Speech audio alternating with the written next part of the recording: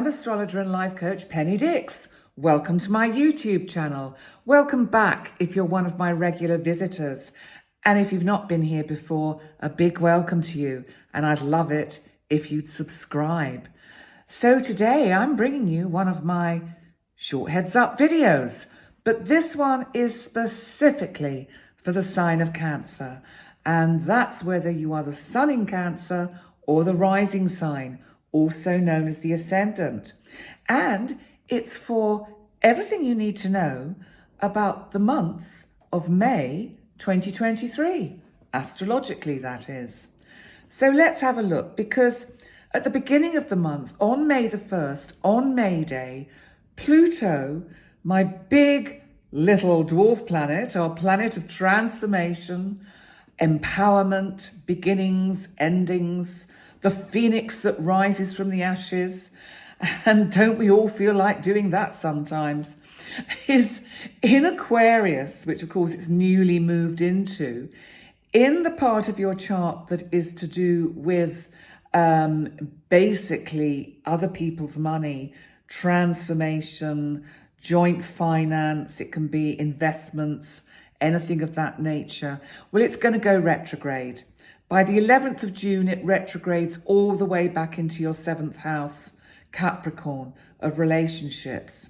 This, I think, is, it's like Pluto has just moved into your 8th house to give you a little bit of a kind of a feel for how it might feel with this energy in this part of your chart for the next 20 years. At the moment, you may not have noticed anything at all. When Pluto slips back into Capricorn, it's really to give you more time, more opportunity to sort out any finer details that you still need to sort out with loved ones. Now, Pluto is going to go back and forwards a bit between now and the end of 2024, when it will finally move into your 8th house, Aquarius, and it will be there for about 20 years. But more of that later. Let's move on to May the 5th, when we have the second of two major eclipses. Now, the first one we had was on the 20th of April, and it was a new moon total solar eclipse, a hybrid eclipse, no less.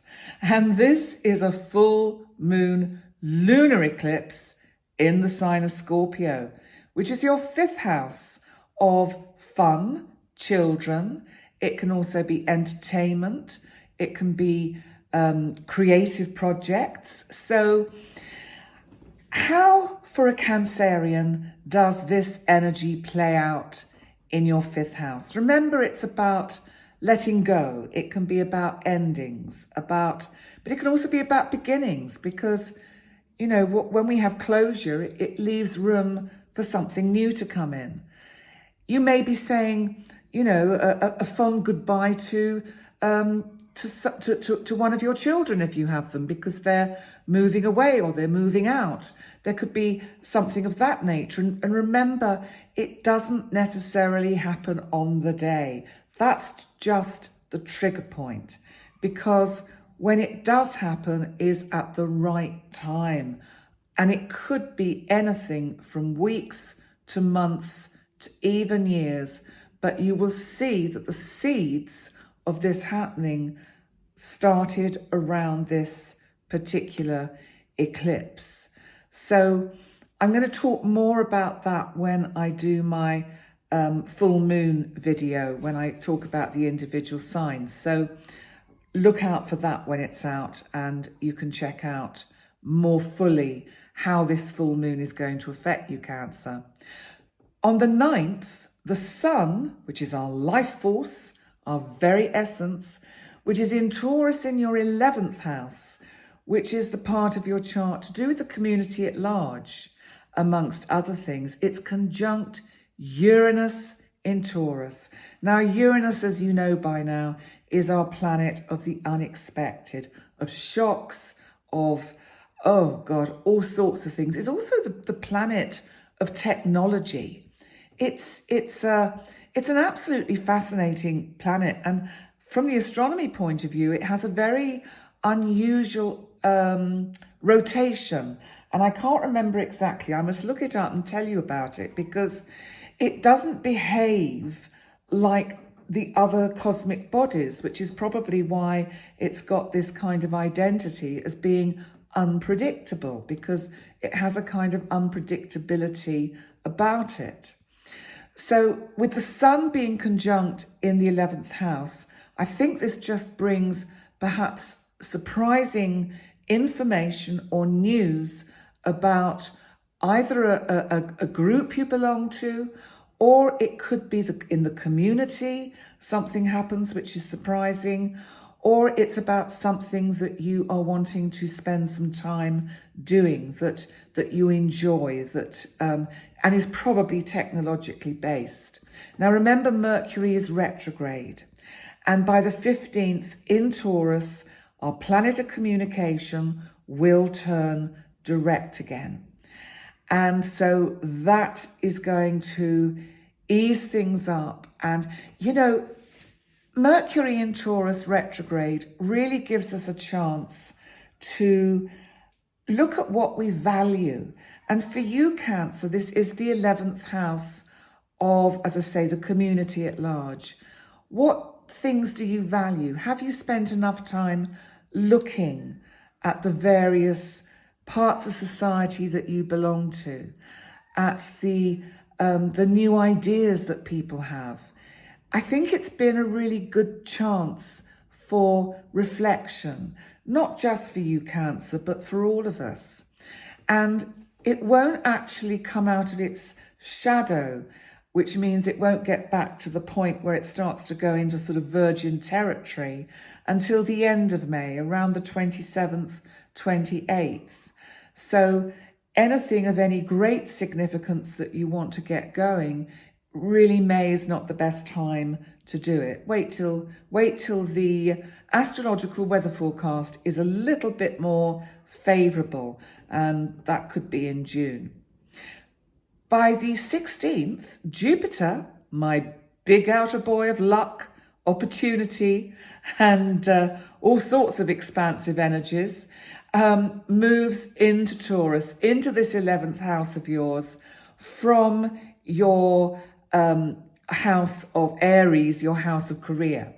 So moving into this part of the chart, which is now action-packed with the Sun, Mercury, Uranus, Juno is there, the North Node is there, and now we've got Jupiter here, is kind of just firing up, charging up this part of the chart. And there is a quality and a sort of an essence of creativity around this, because it does bring in the energies of the 5th house. So I do feel that it is a wonderful opportunity to work on those creative projects that just really feed your soul. Now, by the 18th, Jupiter in Taurus is squaring Pluto, still retrograde, in your 8th house. Now, don't worry about this. It's just kind of giving you a bit of a heads up, because remember, Pluto's retrograde, so Jupiter is squaring it. So it's just saying, if there are funds that you need to be spending out on a particular project, then just make sure that you're not overestimating what it's going to cost. Just be mindful of that. So I think that's what that energy is about. On the 19th, we have a new moon in your 11th house. You see, it's all happening in your house of fun and dreams and wishes and all those dreams you would like to come true. So the 19th, we have a new moon in Taurus. And this is also a new moon about all those things that are luxurious. So it may be that you want to really kind of bring in something a little bit more, splash out and treat yourself to something a little bit of value. So there's that kind of energy around, but it's also a good green light for launching any of these projects that you've been holding fire on. By the 21st, Mars our planet of action and energy in Leo, and that's in your second house of finance, is actually squaring, it's opposite retrograde Pluto in Aquarius in your 8th house. Now, this opposition is just a kind of a heads up that something could come up. It could be an unexpected bill. So as much as I was encouraging you to splash out with that new moon on the 19th, maybe hold back a bit, maybe have the idea, but hold back a bit until you see what goes on around that May 21st time, when, as I say, Mars is in opposition to Pluto. By the 23rd, Mars is actually squaring Jupiter. So there is something here about slowing down on expenditure.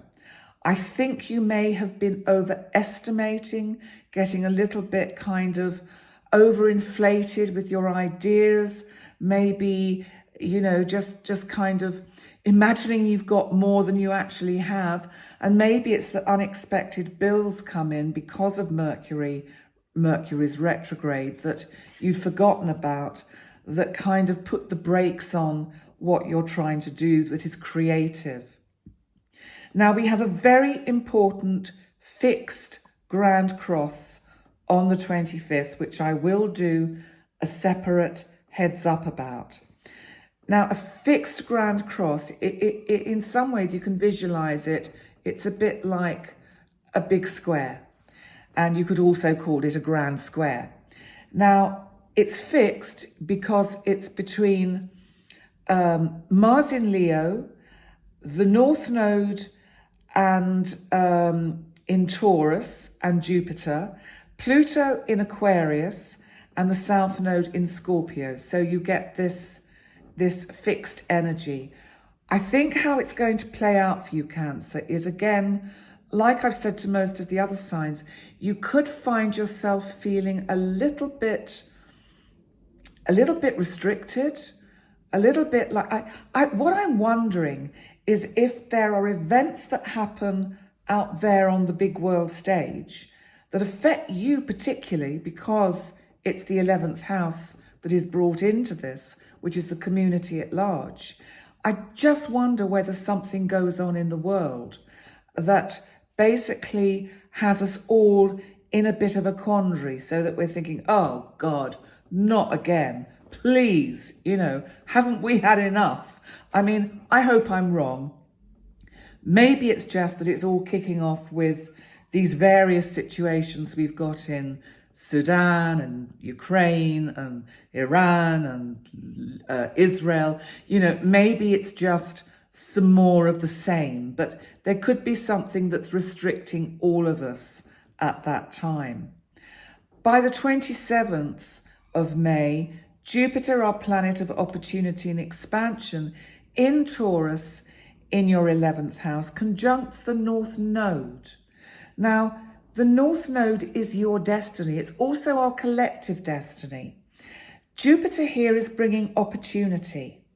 So towards the end of the month, I think you're going to get through this kind of rather tricky phase of just sort of thinking, you know, 1 minute it feels a bit stop-start. Like 1 minute it's, yes, we can go and do this. And then, oh, no, we've got to stop. So I think by the end of May, things will actually be a little bit clearer, and you'll have much more sense of how your personal destiny that you want for you can unfold.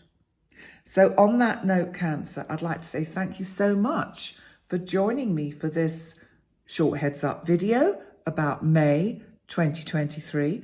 Please remember to like, comment, subscribe, all those wonderful things, share, that you all do, and I really value and appreciate. And please, oh yes, please remember to subscribe to my website. I nearly forgot, because we're going to have some sort of groups and Zoom groups and events via the website that you'll pay a small fee for, which will make it more of a community. And that's going to be happening later on this year. So keep an eye out for that, because if you subscribe, you'll get the newsletter, and when we have something to announce, you'll be the first to hear about it. So the website address, it's pennydix.com. It's very easy, and it's in the description box underneath the video. So on that note, thank you so much for joining me, Cancer, and I look forward to seeing you next time. Bye for now.